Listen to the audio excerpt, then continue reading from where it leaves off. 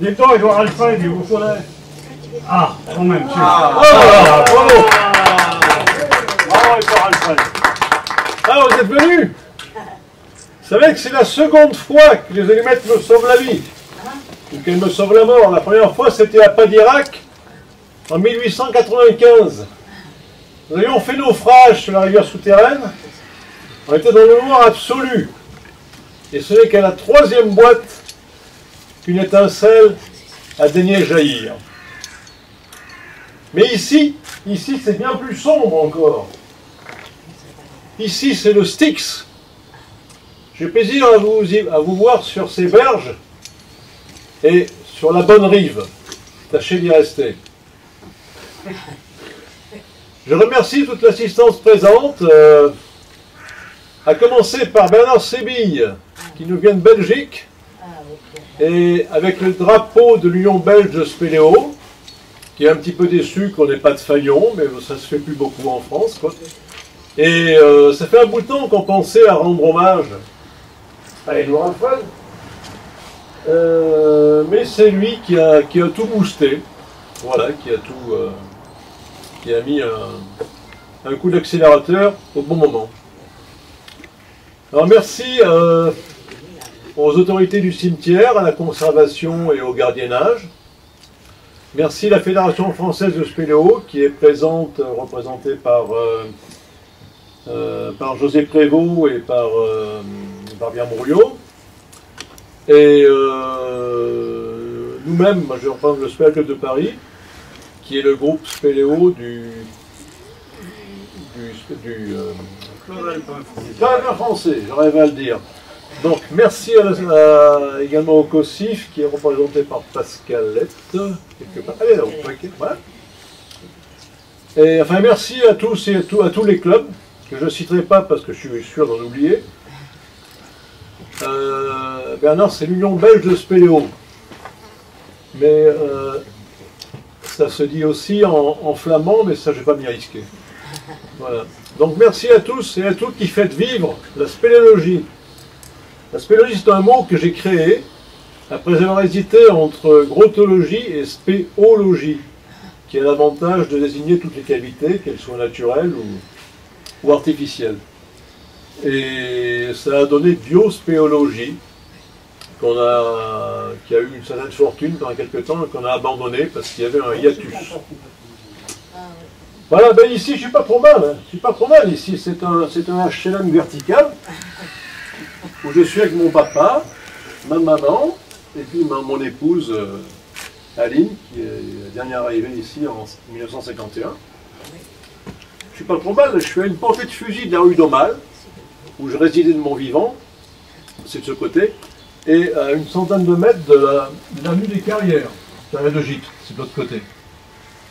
Et les carrières, c'est un ersatz urbain, des grottes, des gouffres, des avennes, des igues, et même des catavotes. Je suis ravi de voir ici ma petite nièce, Claire, ouais, que j'ai rencontrée il y a 4 ou 5 ans dans les catacombes du 13e arrondissement.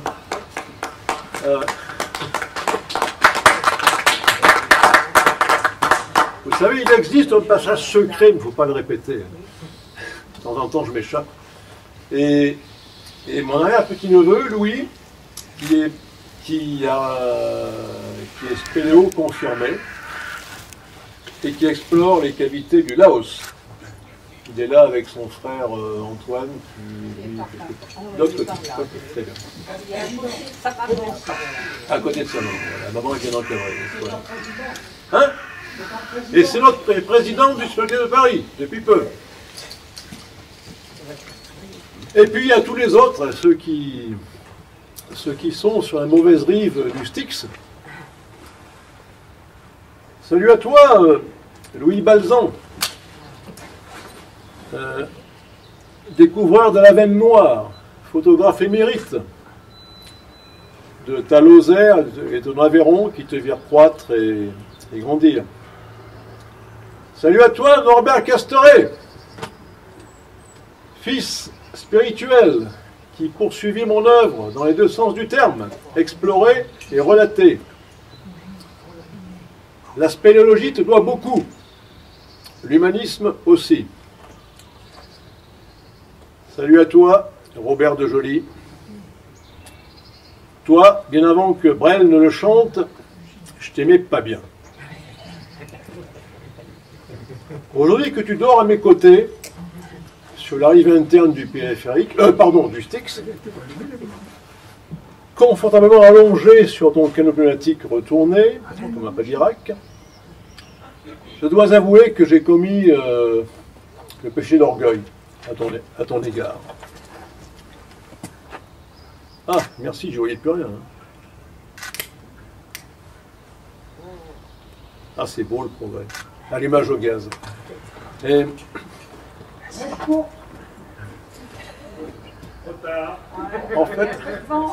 En fait, je ne voulais pas que l'on me succédât, que l'on me surpassât. Ce que tu fis, soit. Tu coque filimi, c'est du latin. Il n'y a pas un curé pour traduire? Ah. Merde! Il a osé fourrer cette foutue échelle d'électrons dans ma chapelle funéraire. Oh, le salopard! Aïe, aïe, aïe. Je jure. J'en ai oublié un. Bon, tant pis. Le banquier. Le banquier. Ouais. C'est parti le chapeau. J'ai oublié le professeur Bernard Gèze, qui est disciple du précédent, mais néanmoins laudateur du maître que je suis. Et Bernard Gèze racontait qu'en fin XIXe siècle, j'avais contribué à faire disparaître les zones blanches du globe terrestre.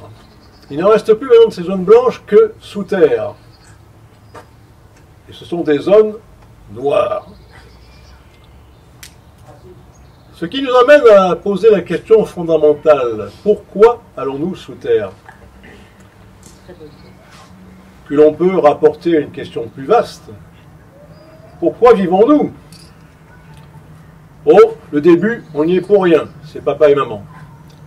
Mais ensuite, qu'est-ce qui nous pousse à nous luxer les os, à nous tordre les boyaux dans des chatières infâmes, à défier le vide des puits sans fond,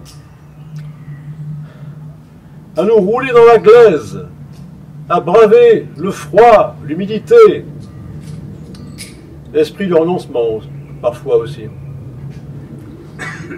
Eh bien,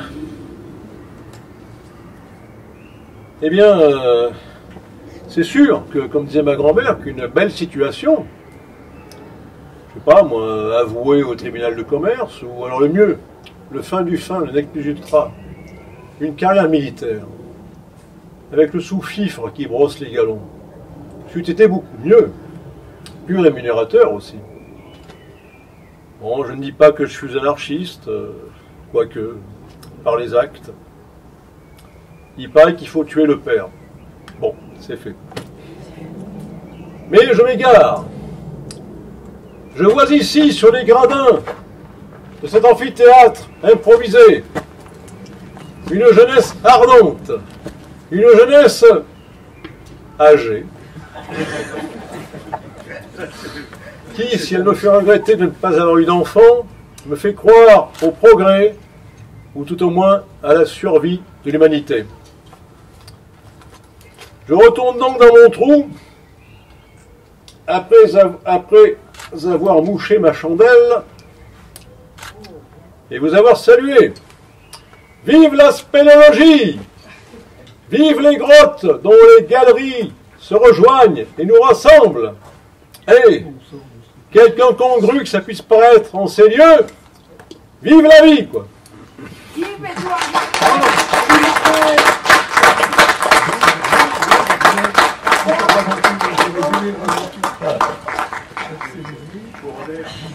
Bon, je passe la parole à notre orateur. Alors, je vais vous dire un mot juste, à quel titre déjà. C'est un petit clin d'œil. Je pense que si on avait imaginé ce que serait devenu ou devrait devenir la spéléologie. En voilà un exemple. Donc je suis là au titre des représentants des événements obscuricoles. Les événements obscuricoles, c'est la tentative de considérer le monde souterrain comme étant un lieu qui est avant tout rempli de silence, d'obscurité et de temps suspendu. Alors ces trois qualités qui ont probablement échappé à Martel parce qu'elles n'étaient pas premières, ont servi le tourisme en France pendant presque 100 ans, puisque dès l'instant où Martel a révélé les abîmes, le maître des abîmes, on s'est empressé d'y mettre de la lumière, d'y mettre beaucoup de monde, d'y aller à toute allure, et de faire donc le contraire de ces trois qualités.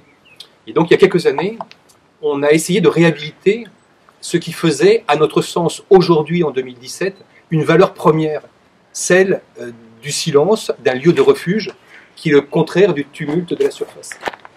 Alors, il s'agissait bien sûr de renoncer au seul lien qui nous unissait à Martel, à savoir la lumière qui pourfend les ténèbres.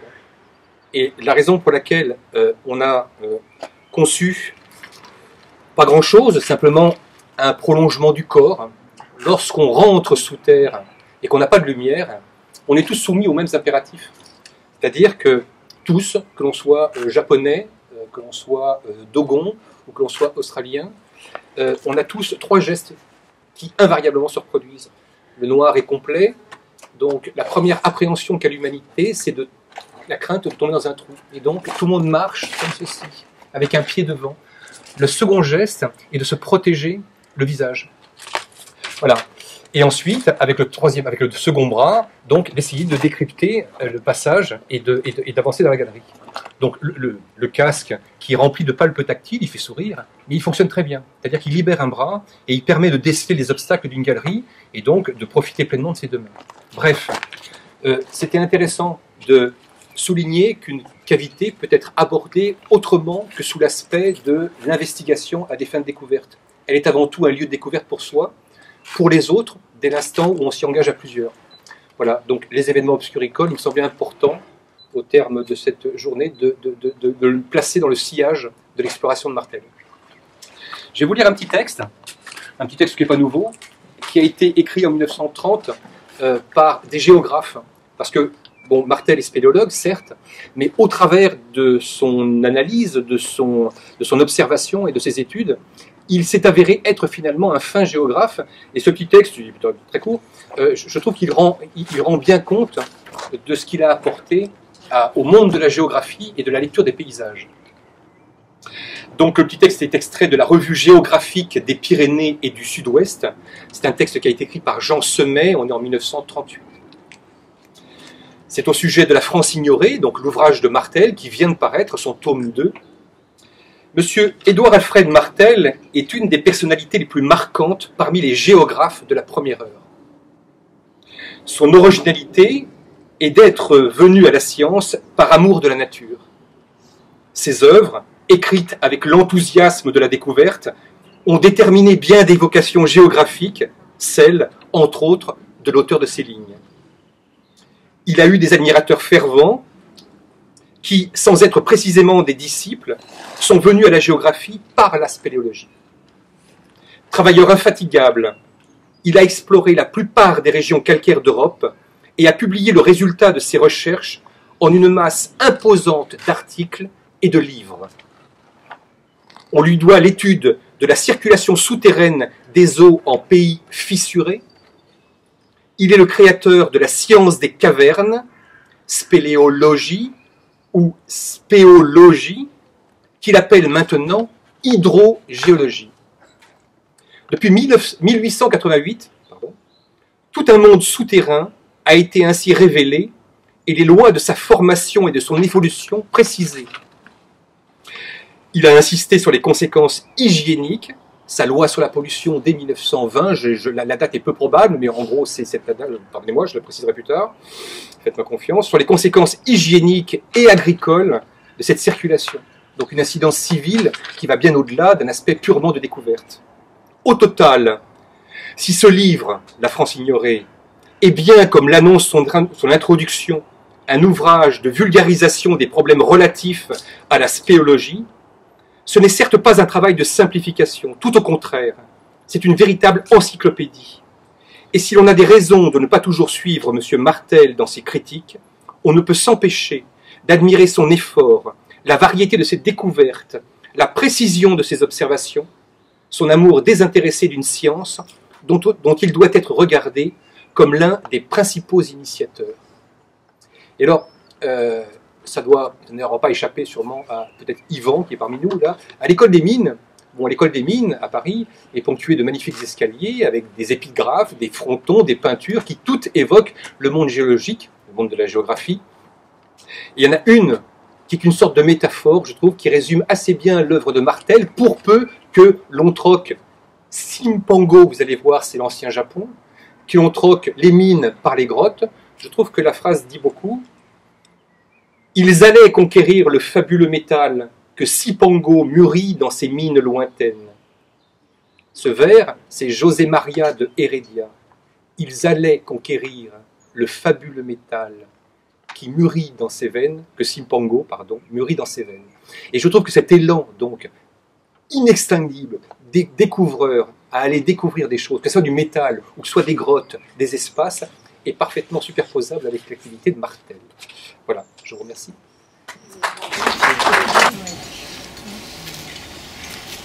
Après les deux orateurs assez volubiles, j'aurais du mal à placer quelques mots subtils. Mais enfin, je vais essayer. Si je suis arrivé à la spéléo, ce n'est pas par Martel que j'ai connu bien plus tard, c'est par Jules Verne, à travers son livre « Voyage au centre de la Terre », qui ouvrait des univers et des horizons que j'ai toujours gardé cette petite lumière au fond de mes yeux et qu'aujourd'hui je perdure en allant à l'autre bout de la Terre pour faire l'exploration de grottes ou en allant faire du trekking, parce que, en fin de compte, notre discipline engage beaucoup d'autres disciplines derrière nous. La plongée, la marche, le trekking, le parachutisme, puisque dans le temps on y allait en parachute aussi en haut des montagnes. Et donc je suis heureux d'être là parmi vous aujourd'hui, parce que je vois aussi que même s'il y en a qui sont jeunes depuis plus longtemps que moi, eh bien on est tous encore là, une grande famille. Et à ce titre, la Fédération vous remercie de faire partie de cette grande famille. Voilà, je n'ai plus rien à dire, je pense que j'en ai suffisamment dit. Peut-être pas assez pour certains, peut-être trop pour d'autres, mais j'étais pris de court, donc j'ai improvisé tout de suite, là, à l'instant, ce discours, en écoutant les orateurs précédents. Bravo.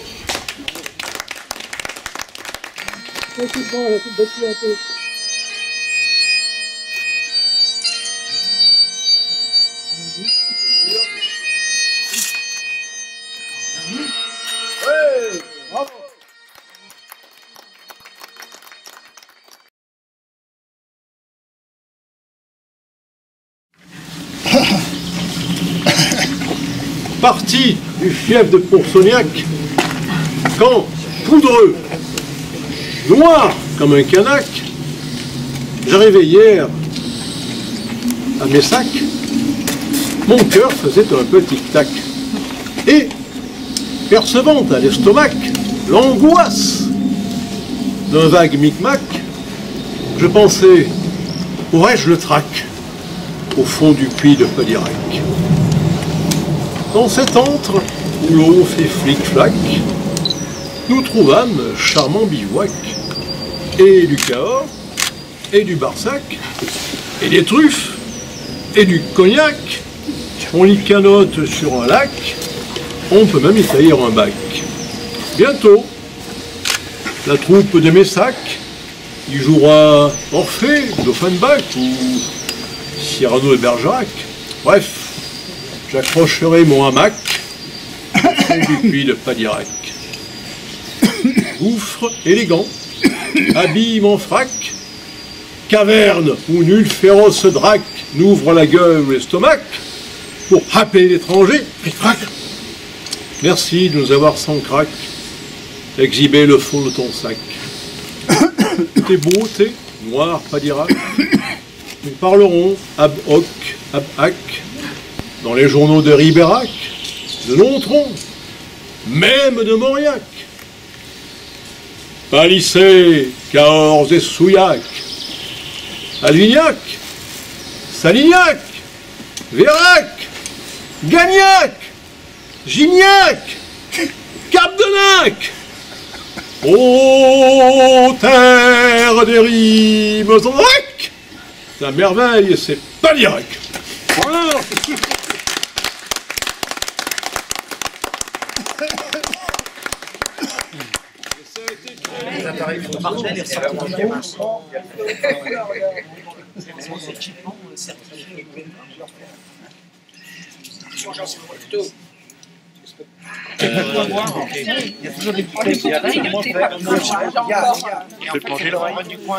De Spélaillon, il est vide, hein, il est vide. De Spélaillon, on savait pas que c'était.